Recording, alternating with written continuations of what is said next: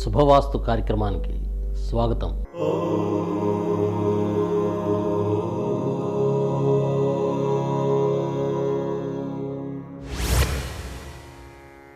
పడక గది వాస్తు మానవ జీవితం మీద ఎటువంటి ప్రభావం చూపిస్తుంది?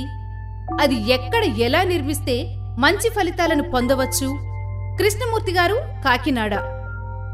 వాస్తు ప్రభావం మానవుడి మీద తను నివసించే ప్రదేశము, తను నిద్రించే ప్రదేశాల బట్టి వారి యొక్క అభివృద్ధి కానీ అభివృద్ధి చెందకపోవడం కానీ జరుగుతూ ఉంది.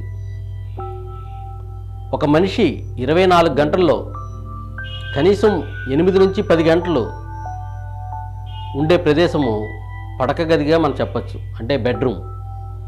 ఈ బెడ్రూము ఖచ్చితంగా వాస్తు ప్రకారం ఉండాలి.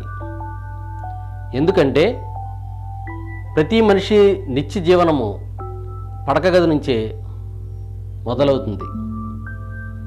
ఈ పడక గది గృహంలో నిర్దేశించిన ప్రదేశంలో మాత్రమే ఉండాలి. అంటే నైరుతి భాగంలో ఉండడం మంచిది. ఈ పడక గదికి ద్వారాలు ఉచ్చస్థానంలోనే ఉండాలి.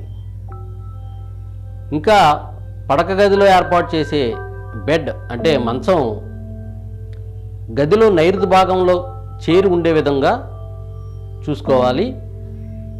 దక్షిణం తల, ఉత్తరం కాళ్ళు ఉండే విధంగా పడక గదిలో బెడ్ని అరేంజ్ చేసుకుంటాం తప్పనిసరి.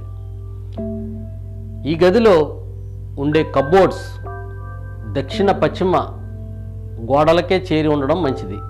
తప్పనిసరి పరిస్థితుల్లో ఆగ్నేయ వాయువ్యాల్లో కబోర్డ్స్ ఉండవచ్చు. ముఖ్యంగా బెడ్రూమ్కి ఈశాన్యం మూల ఏ విధమైన బరువులు ఉండకుండా చూసుకోవాలి.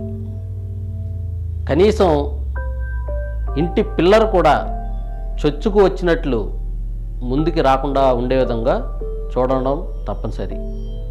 అటువంటి మంచి పడక గది నుంచి సాగే జీవనము అభివృద్ధి పదంలో సాగుతుంది అనడం సందేహమే లేదు.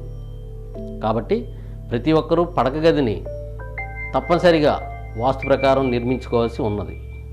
తర్వాతి తరాలకు కూడా మంచి ఫలితాలని అందిస్తుంది. అందుచేత బ్రోచర్తో పాటు స్థలాన్ని కూడా పరిశోధించుకొని మీరు ఫ్లాట్ని ఖరీదు చేయడం మంచిది.